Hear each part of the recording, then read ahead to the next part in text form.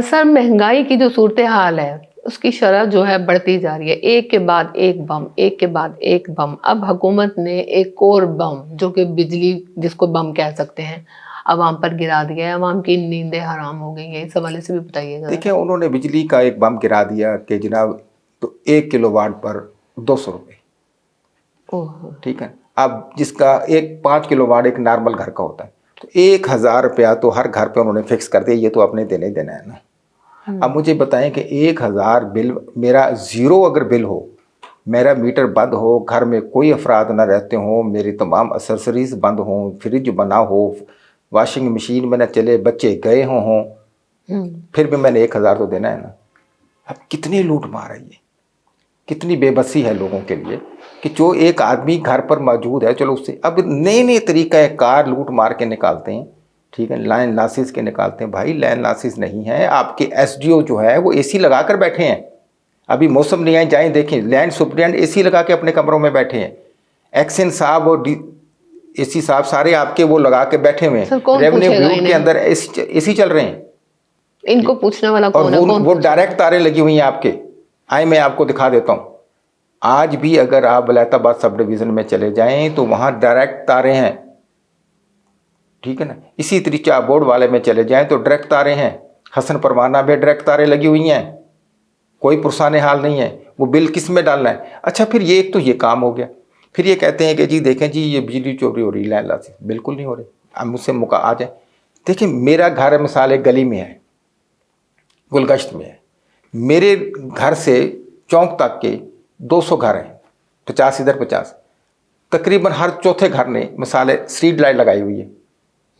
ٹھیک ہے نا. ظاہر حالات خراب ہیں اور وہ ڈائریکٹ بجلی چل رہی ہے. یہ تو کام ہے نا کارپوریشن کا. پہلے کارپوریشن کرتی تھی، اب وہ کارپوریشن نہیں کرتی. تو لوگوں نے وہ تار لگائی ہوئی ہے، باہر بٹن لگا ہوا ہے، ہم اس کو آن کر دیتے ہیں، رات صبح اس کو آف کر دیتے ہیں. وہ جو بلب جل رہا ہے وہ تو ڈائریکٹ جل رہا ہے.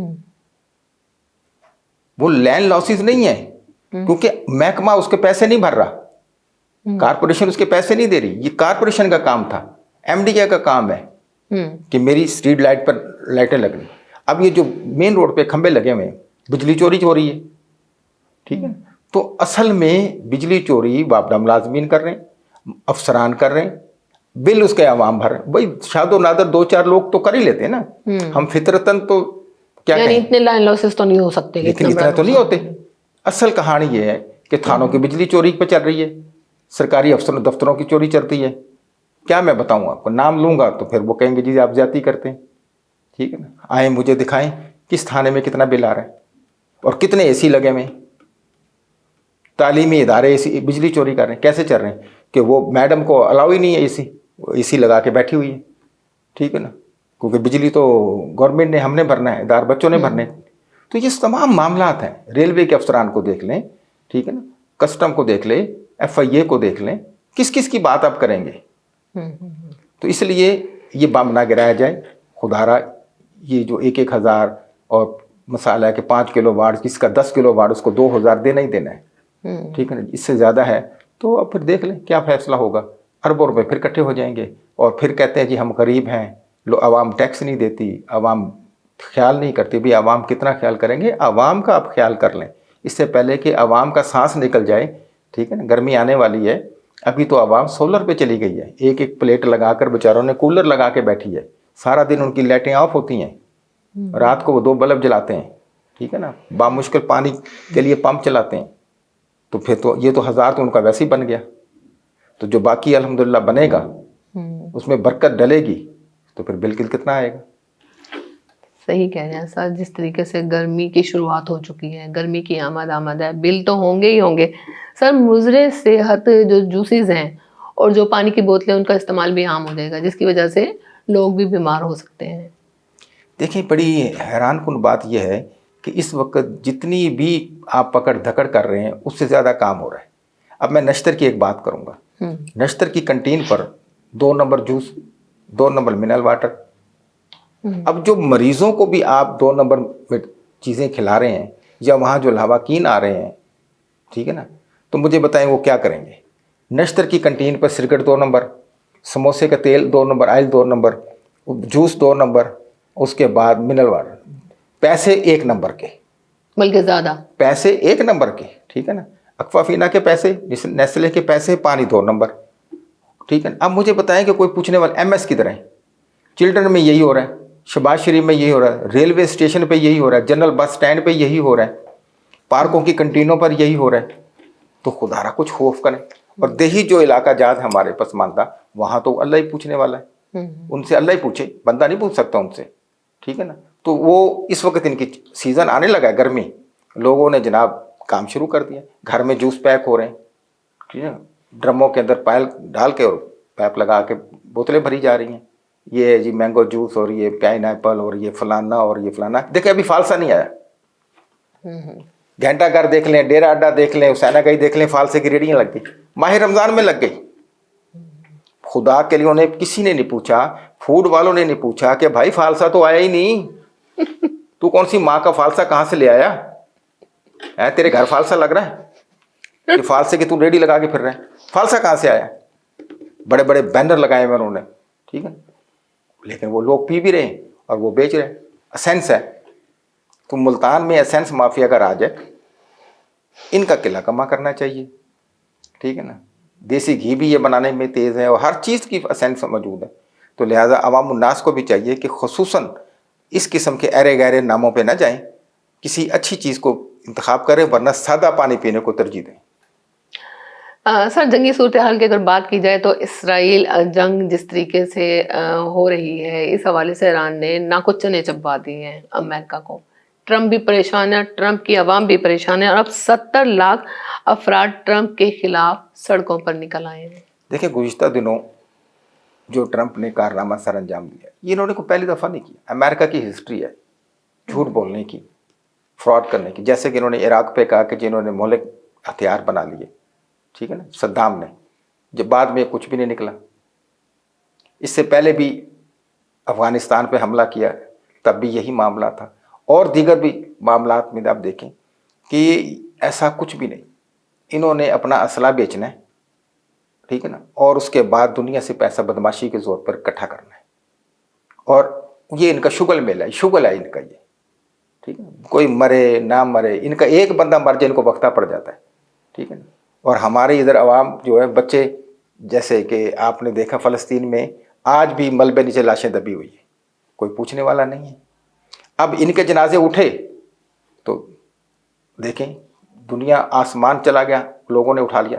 70 لاکھ عوام سڑکوں پہ آ گئی، کئی صوبے اس کے احتجاج میں شامل، شہر شامل ہو گئے، ٹھیک. اب ٹرمپ صاحب کو، لیکن کیونکہ بے وقوف آدمی ہے، موٹے دماغ کے لوگ ہیں، ٹھیک ہے نا، مجھے تو لگتا ہے یہ اس کا میڈیکل ہونا چاہیے، کہیں آئس تو نہیں پیتا، ٹھیک ہے نا. جب نشہ اترتا تو اور بات کرتا ہے، جب نشہ چڑھتا تو اور بات کرتا ہے، بعید بھی نہیں ہے سر. ہاں ایسے لوگوں سے. تو لہٰذا یہ مجھے اس کے کارنامے سے، یہ شکل صورت سے، یہ اس کے کرتوتوں سے لگتا یہ ہے کہ آئس پیتا ہے، ٹھیک ہے نا. لہٰذا پاکستان کے کوئی نشتر کے، کوئی اسلام پمس کے کوئی ایک ٹولہ ڈاکٹروں کا ان کو بھیجا جائے، یا کچھ دن کے لیے ان کو یہاں بلایا جائے، ان کو رکھا جائے، ٹھیک ہے نا، چیک کرنے کے لیے کہ آپ ہمیں آئے ہمارے پاس، ہم آپ کی میزبانی کرتے ہیں اور ہم آپ کی خدمت بھی کرتے، چیک اپ بھی کریں گے.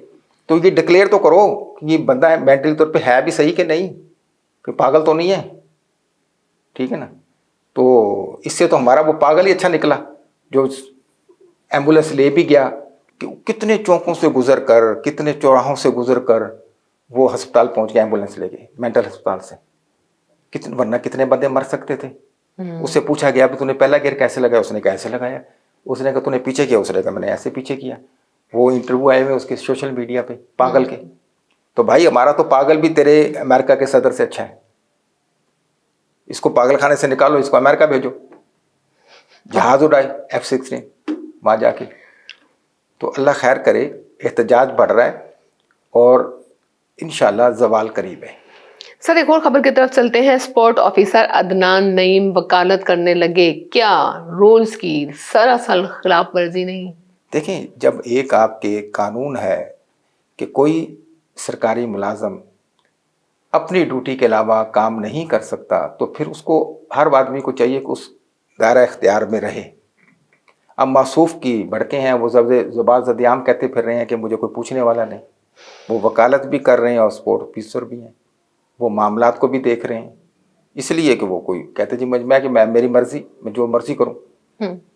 جب ایک قوانین موجود ہیں تو اس قوانین کو آپ نے فالو کرنا ہے، ایسے تو کوئی بھی کرے گا، کل کو کوئی ایس ایچ او بھی کرے گا، پھر کوئی ڈی ایس پی کرے گا، کوئی اور لوگ بھی آئیں گے، ٹھیک ہے نا، ایم ڈی یا ڈی جی بھی کرے گا، واسا کا کرے گا، ٹھیک ہے نا، صبح کو وہ ڈی جی واسا ہوگا، شام کو وہ کہے گا میں تو گٹر کھولوں گا، بھائی میں تو نہیں رکتا، ٹھیک ہے، تو لہٰذا خدا وہ کیا پڑی گٹر کھولے گا، بھائی کاروبار ہے، دھندا ہے، یہ اس نے ٹیم پوری رکھنی ہے، کون سا کہاں کہاں گٹر بند ہے، یعنی روزی کمانی ہے، پیسہ کمانا ہے نا اس میں۔ تو لہٰذا ایسا نہیں ہے، آپ کی ڈیوٹی جو ہے آپ اپنی ڈیوٹی سر انجام دیں، دوسرے کو دوسرے کا کام کرنا دیں۔ مجھے ایک واقعہ یاد آ گیا اس سے کہ ایک دوست ایک موچی کے پاس چلا گیا اور اس نے کہا کہ بھائی جان مجھے نا 5,000 روپے چاہیے، میرے ضرورت ہے، بچی کا داخلہ کرنا ہے۔ اس نے اس کو چائے پلائی، اس نے کہا یار بات یہ ہے کہ میں بینک کے باہر بیٹھا ہوں، میرا بینک سے معاہدہ ہے، میرا بینک کے باہر اس نے جگہ لگایا ہوا تھا جوتی پالش، اس نے کہا میں دے نہیں سکتا۔ اس نے کیوں؟ اس نے میں نے بینک سے یہ معاہدہ، جب میں بیٹھا تھا تو بینک نے مجھ سے معاہدہ کیا تھا قرض تو نہیں دے گا، جوتے پالش ہم نہیں کریں گے۔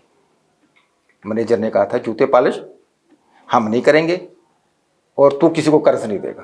اب ظاہری بات، تو نے اگر قرض لینا تو بینک سے لے، میں نہیں تجھے دے سکتا، لہٰذا جوتے پالش میں تمہارے کر سکتا ہوں۔ کتنی پیاری اس نے بات کی کہ اگر میں قرض دینے لگ گیا تو پھر بینک والے میری ضد میں جوتے پالش شروع کر دیں گے۔ تو اسی لیے یہ معاملات کو دیکھنا چاہیے، اپنا کام کیا، اپنا کام کریں، اس کے اندر دیانتداری رکھیں، جو آپ کو کام دیا گیا وہ تو آپ سے ہو نہیں رہا، آپ دوسری طرف بھاگ رہے ہیں۔ تو اعلیٰ افسران کو بھی چاہیے کہ وہ اس کا نوٹس لیں۔ ایک شہری بھی ہیں، انہوں نے بھی درخواست ان کے خلاف دی ہے اب، ٹھیک ہے نا، موصوف کے خلاف، تو دیکھتے ہیں اس کا کیا بنتا ہے۔ سر، اسرائیل ایران جنگ ختم ہونی چاہیے، پاکستان اور اس امن مشن کے لیے اسلام آباد میں کاوشیں بھی جاری ہیں۔ الحمدللہ پاکستان فرنٹ فٹ پر آ کر کھیل رہا ہے، اس کی کوشش ہے اور وہ چاہتا یہی ہے کہ کسی نہ کسی طریقے سے یہ جو معاملات ہیں اس کو ختم کیا جائے، جنگ بند ہونی چاہیے۔ جنگ کوئی اچھی چیز نہیں ہے، بے گناہ لوگ مارے جاتے ہیں، ٹھیک ہے نا، چاہے وہ جائز ہو ناجائز ہو، ٹھیک ہے نا، تو قیمتی جانوں کا ضیاع ہوتا ہے، چاہے وہ ہماری طرف سے ہو چاہے دشمن کی طرف سے ہوں، تو لہٰذا کوئی اچھا کردار نہیں ہوتا۔ تو کوشش پاکستان کی الحمدللہ یہ ہے، اور جس کی وجہ سے کئی ممالک کے وزراء خارجہ آئے ہوئے ہیں یہاں پر، بات گفتگو شنید چل رہی ہے، معاملات دیکھے جا رہے ہیں۔ اللہ کرے یہ سیرا پاکستان سجے، وہ میں کہتا ہوں جس طریقے سے آرمی چیف کی کارکردگی ہے، جس طریقے سے الحمدللہ شہباز شریف کی کارکردگی ہے، اور وہ چاہتے ہیں، مجھے لگتا یہ ہے کہ یہ اللہ تعالیٰ انہیں کامیابیاں دے اور کامیاب ہو جائیں گے، کیونکہ اگر یہ جنگ پھیل گئی تو پھر کسی کے بس میں نہیں رہے گا، ٹھیک ہے نا۔ ابھی تو یہ بار بار کہہ رہے ہیں کہ الحمدللہ عربوں نے بھی ابھی تک صبر کا پیمانہ، جب وہ بھی کسی نہ کسی طریقے سے امریکہ کے کندھوں پہ بیٹھ گئے تو پھر تو جنگ رکنے والے نہیں، پھر تو وہی ہوا جس کا وہ چاہ رہے تھے کہ ایک دفعہ وہ یہ سارے جتنے ممالک ہیں، ٹھیک ہے نا، یہ ہمارے ساتھ آ جائیں، وہ دڑا دڑ اسلحہ ان کو دیتا رہے گا اور یہ جنگ چلتی رہے گی، پھر سالوں رکنے والی نہیں۔ تو میں تو ابھی بھی دیکھ رہا ہوں کہ یہ جنگ نومبر تک چلے گی، جب تک الیکشن، تو یہ اگر نومبر تک چلی جاتی ہے، معاملات آگے نکل جاتے ہیں، آہستہ آہستہ لگے رہتے ہیں جب تک، تو اس وقت تک تو بڑا مسئلہ بن جائے گا۔ کوئی اتنی آسانی سے امریکہ بھی پیچھے ہٹنے والا نہیں، سپر پاور ہے، اس کا بھی غرور ہے، اس کا بھی تکبر ہے، اس کی بھی شان کے خلاف ہے، ادھر بیچارہ یہ ہے۔ تو اگر وہ سارے ممالک مل جائیں اس کے ساتھ، ویٹو کے بھی اور دوسرے تیسرے یورپی یونین وغیرہ، تو پھر کدھر جائے گی جنگ؟ تو خدا را اس کو ختم ہونا چاہیے، بیٹھ کر ٹیبل پہ کوئی گفت و شنید ہو جائے تو الحمدللہ اللہ تعالیٰ پاکستان کو سرخرو کرے۔ آمین آمین، بہت شکریہ گیلانی صاحب۔ Thank you. جی ناظرین، آپ دیکھ رہے تھے ٹاپ سٹوری، جس میں موجودہ صورتحال کا تجزیہ کیا جاتا ہے، اور تجزیے کے لیے میرے ساتھ حسب معمول جو ہیں سید یزدانی گیلانی آج بھی موجود تھے۔ اس کے ساتھ ہی اپنی میزبان زرناز گل کو اجازت دیجیے، اللہ حافظ۔